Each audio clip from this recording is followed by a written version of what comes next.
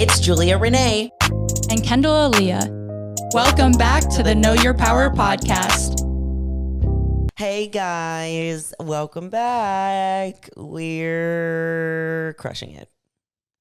Sick. Yeah, are you? Thanks for speaking for both of us. Not really. I'm doing really well. I'm just so tired this week. I think it was the back-to-back. Okay, usually as an introvert, it was a lot of things. We need time alone, recuperation. I had the wedding in Houston for one weekend. That's true. And then we went to Houston this past weekend. And usually weekends are when I can like recharge for my week. Mm-hmm. So I feel like I didn't get my recharge, even though being around you is not draining. It's still doing things. Yeah, I came back. We came back on Sunday. Yeah. It's just that like we came back on Sunday, and usually Sunday all day is like the recharge. But instead, I couldn't really recharge because I'm like, I got to set up for the next week. Like I got to make sure. I had a Halloween party Sunday night, so I was like even more socialization. I would have been like, I'm not going. Yeah. No, I'm not going. I pushed it back until like it was a costume Halloween party.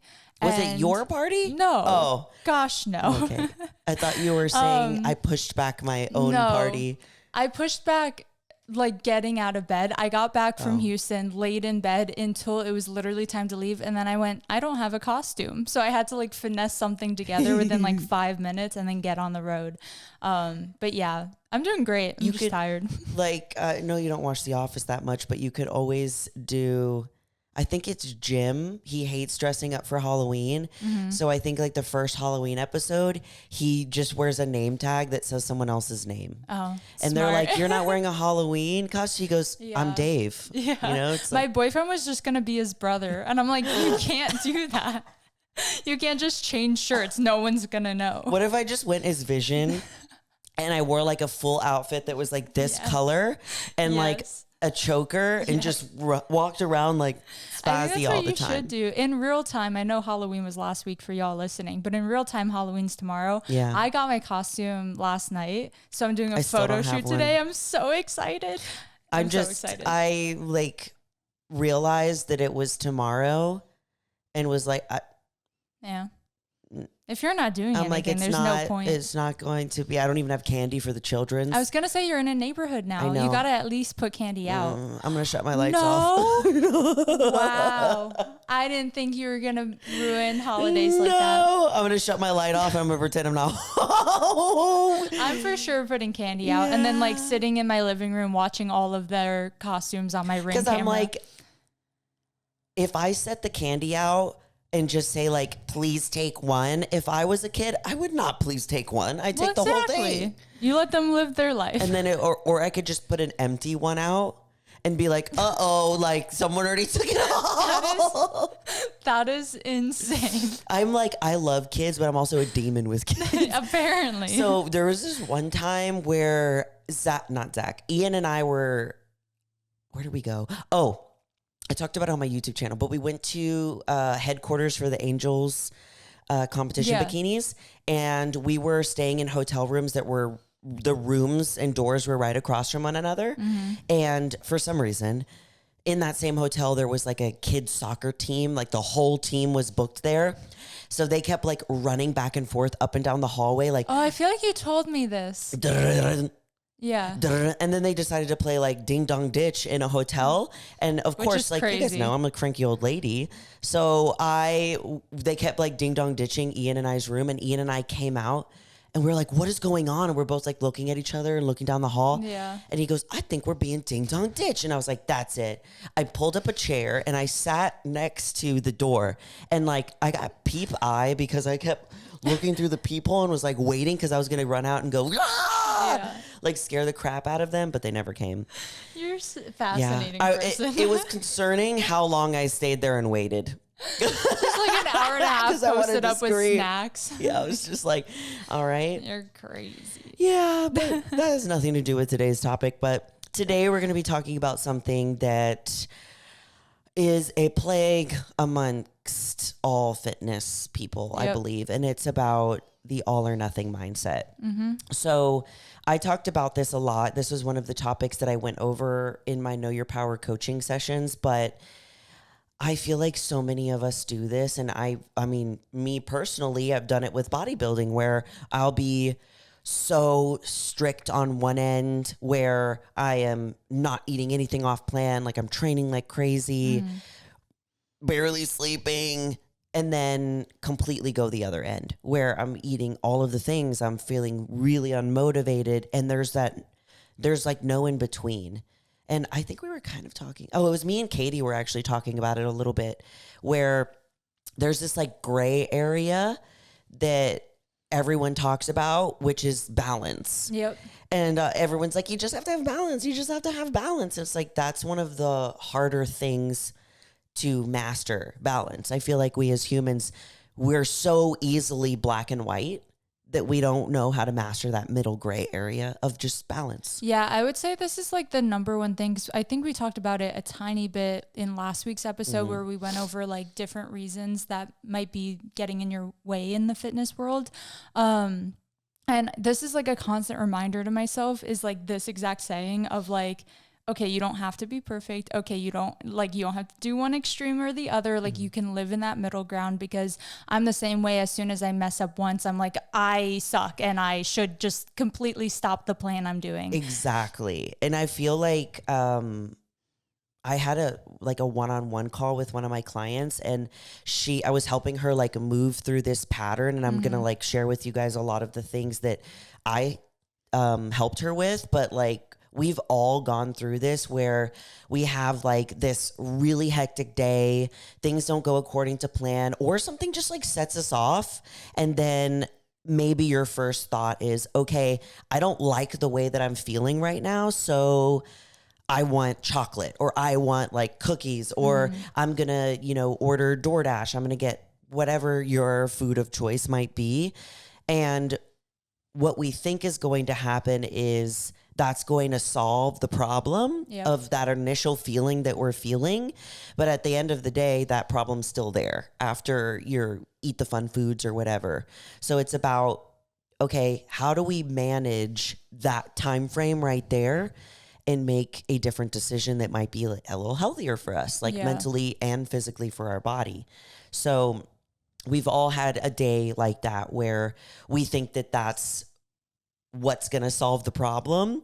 And then afterwards, how do you feel? It's like worse, shame, basically. guilt, all of those things. But what's even worse is that now you decide that since I made this one quote unquote mistake, this one mishap, I wasn't perfect, that the rest of the day needs to look like that. Yeah. Or it's a Wednesday and you're like, okay, I'm just going to do it Thursday, Friday, Saturday, Sunday. I'll start again Monday. Yeah. Because you messed up one little thing, now the entire week is a wash. Yeah. I remember doing that so much. I'm like, ugh. Me too. And it's like, it's one of those things where you feel bad. So you go to like seek comfort in food. 'Cause that's the thing I feel like a lot of us were taught at some point in our life is like, oh, if you're upset, food will make you feel better. It's literally called comfort food. Yeah. Like there's a category of food that's called comfort food. Yeah. And like, so why is it that, you know? So I remember like when I would seek out those comfort foods, it was still in the back of my head of like, you shouldn't be doing this. You shouldn't be doing this. And if you do it anyway, you're kind of like breaking that trust with yourself. And then that leads to that like beating yourself up feeling. And mine would definitely snowball. And that's where like I'm doing the most work. And what we're going to like kind of talk about today is like how, if you do the thing, how to not feel guilt and just get back on track. Cause it really is that simple, but we overcomplicate it and go, now I have to either make up for it and like do X, Y, and Z to fix it. Yeah. It's to like put a Band-Aid on this problem, or I like throw caution to the wind. Now I don't care at all. When in reality, if you just go, wonder why I did that and tackle the root problem, it'll go away a lot faster. And then you just get back on plan. Exactly. And I couldn't have said it better myself, but that's so true. And, there's one thing that you said, what did you say that like, it sparked something in me that I was thinking about. Like in this episode, our goal isn't to help you like completely eradicate these things from not happening, because that's part of the problem. Yeah, that's part of the problem is like thinking that you need to be perfect. Exactly. This episode is more so, it's not about if it happens, it's about when it happens and what to do. and what to do. Yep. Differently than what you've done before, because your initial response right now is something that might be a habit for you. You're sad, you eat. You're lonely, you eat. You're tired, you eat. Like, that's just what you have basically mapped as a pattern. Yeah. That's just what you do. And now it's just about like, the answer is simple. Like, it's about, okay, like, well, I don't want to do that pattern anymore. It doesn't make me feel good. Yep. So how do we do something different? Yep. And the way that we do something different is by doing something different. Ain't that simple? The way that I like to describe it, and I made this as an Instagram post, and it really just highlights like how crazy we could be with this like all or nothing mindset. So I want you to imagine this. Imagine like you're driving to a party. And you have your like Google Maps in and you're going there, and instead like you miss a turn and you're like, oh crap, like I missed a turn. And instead of just like letting the Google Maps like recalibrate and send you in a new route, you just like throw up your hands and you're like, I already messed up, so I'm just gonna go home. I'm not even going to the party. That sounds crazy. Yep.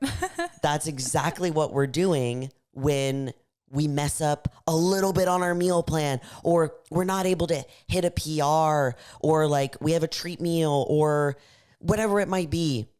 And we just give up and go home and decide that that whole week is ruined because of this one little human moment. Yeah. You're not a robot, okay?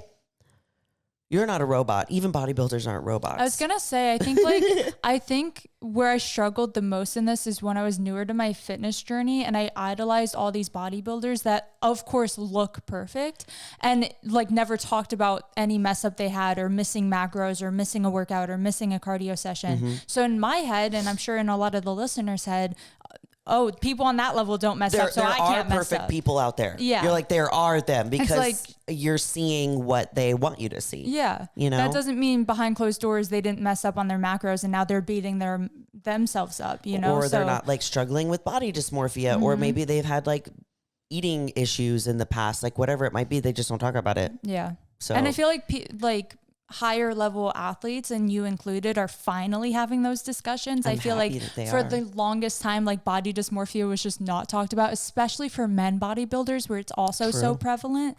And I'm like, everyone like these are again, human, normal, quote unquote issues. It's just like a thing we do. You know? And I like that you brought that up too, because I think it was this weekend, actually, we were in Houston and I did a posing seminar, and I had a girl she had an insane physique. And I was like, yeah, you are going to be great. And she came up to me and she was like contemplating whether she was ready and all of these things. And she was like, well, it's just that on social media, like you see all these IFBB pros and like they look so like perfect and they have it all together. And and I was like, yeah, it's annoying, right? And she was like, oh, that's what I love about your content that you share, that it's not always going to be like that. And her physique was insane, and she was questioning whether like she should go to nationals and all. I was like, you could fucking win it. I was like, this is what's crazy about our bodies, is this was like, right now you can't see your body realistically. I was like, I see it the way it is because I'm not you. And yeah, you could do great. And this happens all the time. The posing seminar we had done together, there was also a girl like that who was probably the most, and I say this respectfully, and because she had said it to us, she was like the most self-conscious, and we were like hyping her up the most because she looked so good. But our mind plays tricks on us, and like same tailored back to this is like, not what you see or what you perceive is the actual reality, because we're all skewed, and it's a lot easier to doubt yourself or assume you can't do something or you did something wrong than just believing in yourself. Like, it's such a crazy concept to like believe in yourself. It's crazy. I mean, it could go so far back with different things. Like, there's a lot of reasons why that our belief in ourselves gets diminished over the years. Like, if you just think back to when you're a kid, you just think you're invincible and like, I can do all of these things. And then life happens. Like, maybe you have parents that put you down a lot. Maybe you have a partner that puts you down a lot. Maybe you're the one who's doing it to yourself. And like, as you go on, one thing that I learned from Inside Out 2, which I recommend you guys watch, is that like, they introduce this new emotion called anxiety, which I'm like, yeah, because she starts turning into a teenager and stuff. And I'm like, yeah. Yep. And there's this quote that they say, and it's like kind of sad, but she's like, maybe just when you're older, you just experience less joy. So that's why anxiety starts to take over from the main emotion, joy, that's in Inside Out 2. And I was like, oh, that hits home, because it's true. Like the older that you get, the more aware you become of all of these things, and your joy and your light is just slowly dimming away. So sad. Didn't but mean it for is this. true. Yeah, but of course this there's a happy ending to Inside Out 2, but go watch it. yeah, but like heading back to like what I was saying about just abandoning yourself with one little mess up, like stop abandoning yourself once you just make one little slip up. Like you don't have to completely say that week is a wash. Like you just adjust and you move forward instead of backtracking and thinking like, how could I have fixed this? Like I'm terrible. Like I'm so dumb for doing this. You know, I should have done this. It's always like the I shoulda, coulda, woulda type of thing where you just sit and you dwell on it and you dwell and dwell. And it's like, okay, there's a certain level of responsibility that you take when you have like a mishap, but there's a certain point where it's like, okay, you've already acknowledged that you did the thing. Yeah. Now you're just doing it to yourself over and over again for no reason. It's one of those things where it's like, would you talk that way to someone else? Not at all. Like if your friend came to you or your client or your family member and they were like, I've been dieting and I've been like really crushing it, and then today I had a cheat meal and now I feel awful. Are you going to look at them and be like, you should, because now you look terrible? No, of course not. You're going to be like, that's okay. Get back on track tomorrow. Like it's so much easier to say that to someone else, but when it's ourself making a quote unquote mistake, it's so much easier to like fixate on it and be like, I messed everything up and everything's ruined. Like imagine if, like using that same example that you did, you like say you come up to me and you share something very vulnerable with me, like you quote unquote messed up or whatever it might be. And imagine if I brought it up every single day to you for the next 7 days. Hey, remember last week when you did that? Are you like, have you fixed that? How do you like, you shouldn't eat that because like that's what we're doing to ourselves. You would never do that to somebody else. And if you do, I hope not. If you do, while you listen to this podcast, you better hop the fuck off. But the thing is that what I've learned over my fitness journey is fitness is not linear whatsoever. And it's going to, it might not look like, and I'm for the people that aren't watching or that are listening, it's not going to be like an up and straight arrow. Yeah. It might be more like windy and curvy up and like a roller coaster, but slightly going like up and down. I think we talked about this a little bit like last week, but when I first started my fitness journey and I was doing it all by myself, like I got my physique to the level that I wanted to, and then I started competing. I did my first show. I was the leanest I ever been. So let's just say I went from 120 something pounds, then I rebounded to 170 pounds. So there again, like I got leaner, then I got heavier. And then after that, I got leaner again, went to about 130. And then I went up to maybe 160 and so that's not a straight arrow of, but like, you're still progressing. I'm still progressing. Imagine it looks like a little whoop, whoop, whoop, whoop, whoop, imagine if after that first show, that first quote unquote rebound where you hit 170, imagine you just like gave up. Yeah. Like imagine you just said, okay, I'm done competing now. Like that's what is so simple for our brains to do. The hard thing is going, I'm going to show up and I'm going to be even leaner and I'm going to compete at nationals and I'm going to get my pro card. That's the harder thing to do, but that's what progresses that linear or non-linear line going upwards. Exactly. Because even though like both of our journeys have been windy. You know, very windy, you know, our physiques have looked so different over these years, because we kept going and we didn't just give up when things got really difficult or we messed up or we feel like we felt short. we were able to still keep that line inching its way up, just in a different way. I would say like consistency in general is like the most progressive thing in your fitness journey. Yes. And when you break that consistency or say, oh, I messed up this one, so now I'm not going to be consistent anymore. Like that's one of the worst things you could do in your journey. Like as long as you just keep showing up and keep doing the thing, little mistakes are not going to be like a huge bump in that road. Yeah. You know? And that's honestly how I got myself out of that first really hard rebound was, of course, it was like feeling like I'm at the deep dark of a pit and I can't see any light that's coming out the top. But it literally started with just the simplest things. Okay. Instead of like sleeping in and not being able to get out of bed, I'm actually going to set my alarm.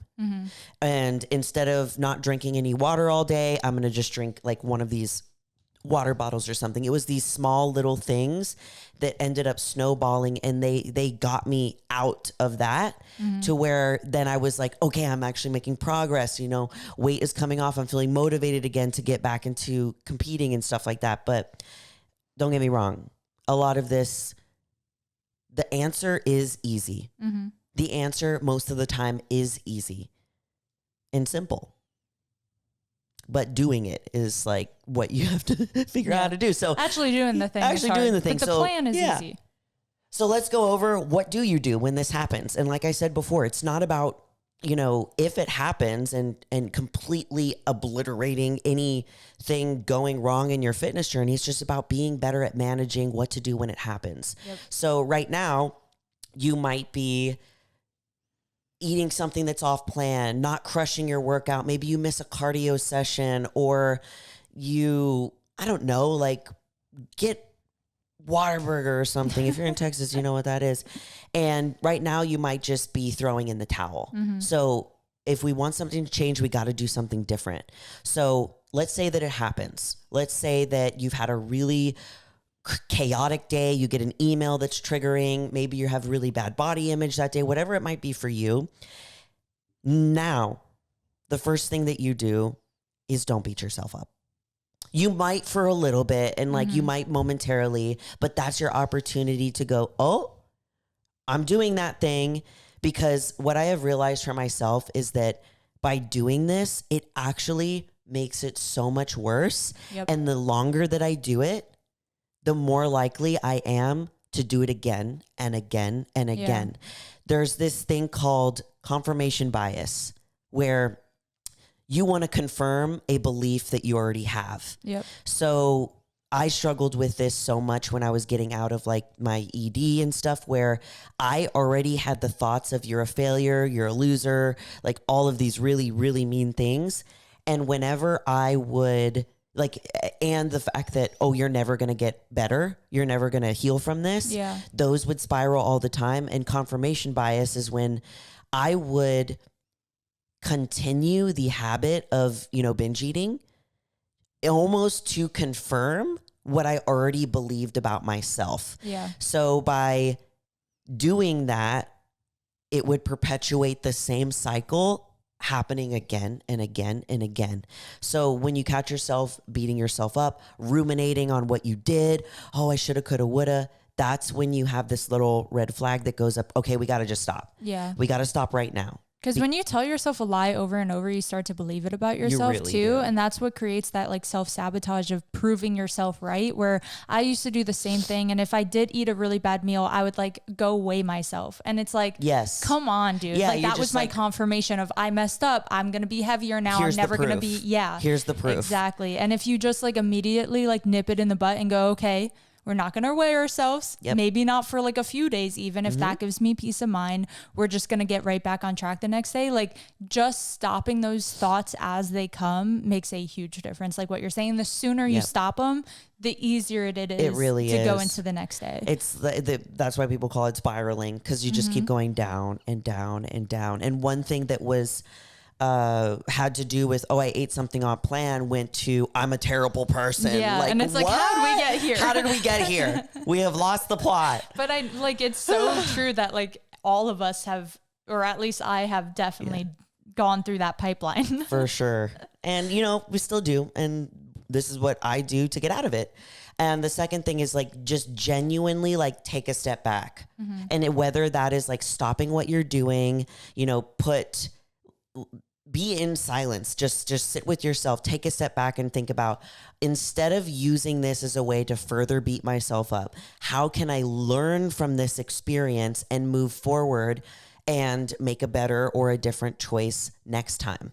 And then after that, it's like, okay, well, what happened before that I can really like pinpoint? Yeah. So I'll start to think about my day. And for me, doing this like journaling always helps. Instead of sitting there, I need to see it on paper. Instead of sitting there and being like, okay, what did I do? I'm like, okay, let me just look through my day. And then I'll write it down and be like, oh, right before then, I got a bunch of text messages and emails about a bunch of work stuff that I needed to do.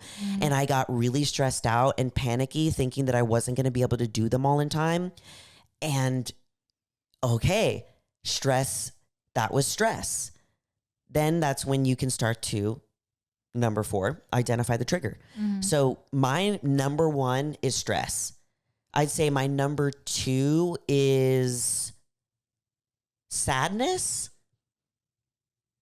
What are yours? I would say stress is huge for me. Anxiety is up there Yeah, with sadness true. as well. I would say just heightened emotions in general. That is usually what leads for me already beating myself up over something, even if it's not physical.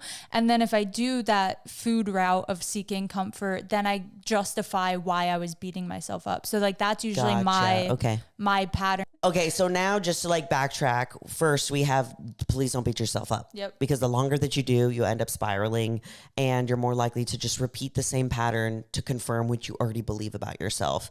The second is to literally take a step back, whether that's to like remove yourself from where you are, be alone for just a second and see how you can take this as a learning opportunity for next time.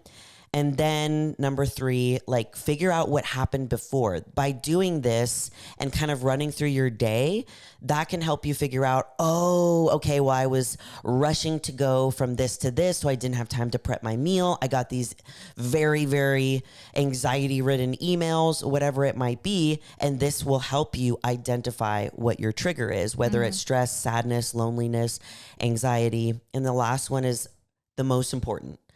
And this is where people either choose to continue the pattern of negative talk, guilt, shame. I'm just going to continue eating this way. My whole week is a wash. Or you refocus and you reset. So you think about, okay, if I'm feeling X and I want to eat Y to make me feel better, what else can I do to make me feel better that's not food? Yeah. Because there's so many things that we have that make us feel better that aren't food related. It's just right now, that might just be your go-to.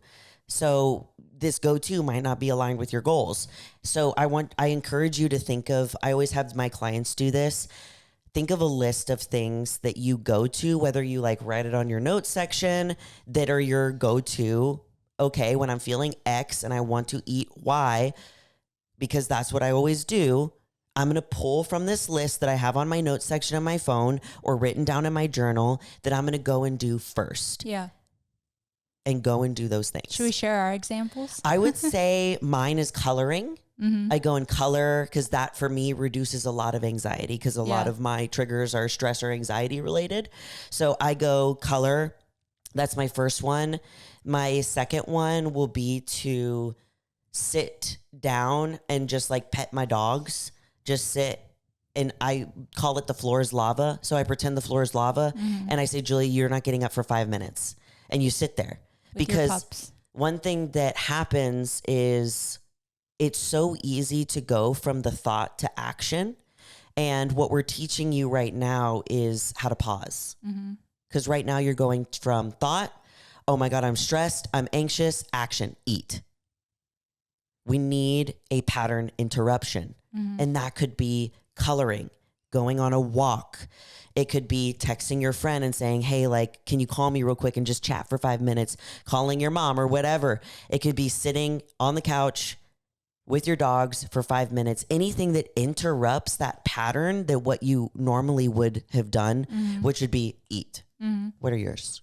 I would say drawing is also one of mine. Reading is one of mine because I feel like when I do start reading, like I don't want to stop. So if that like quick decision interrupts my pattern, then I'm there and then I'm fine. Like I usually don't put that book down and go back to having the thoughts I was having. Yeah. Another recent one of mine, which I feel like is a really healthy one for a girl who usually hates cardio.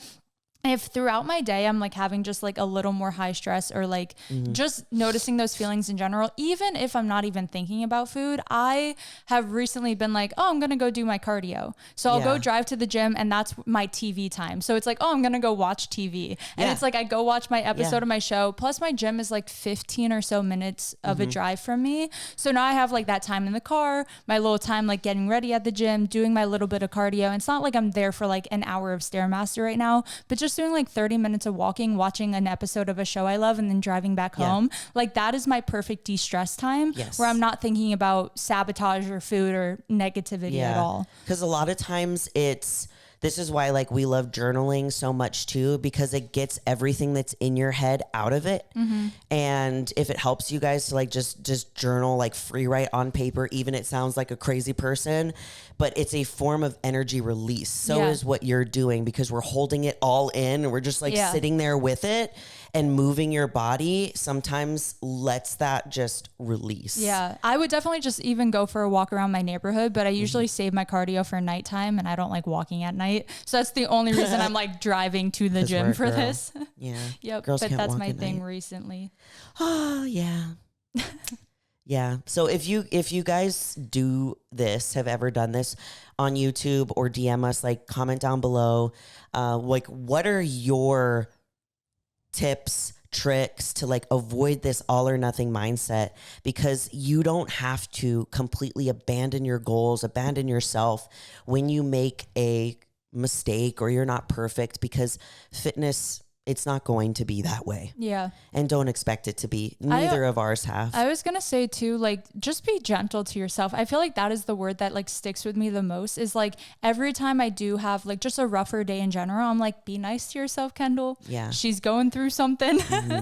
Like just view it externally and be like, we're just going to get through today. And then like tomorrow's a new day, you know? So Very even true. the times like I do have higher calorie days now, and especially like intuitive eating makes that easier, where I go, oh, we just had higher calories today. Like I don't try to fixate on like what I ate or like how it's going to make me feel. I'm more like, oh, we had a higher calorie day. Sick. I have legs tomorrow. Like we're going to use that. Like just viewing it positively instead of letting it ruin your entire week. Very true. I love that. Just be nice to yourself. Yeah. This is the perfect opportunity to lean into grace, because if you guys have ever done the opposite and you just beat yourself up, you know that it always just gets worse and worse and worse and like worse. why? So it's the perfect opportunity to lean into grace. So we hope this helped you. And as always, we love you all so much, and you're more powerful than you think. Bye.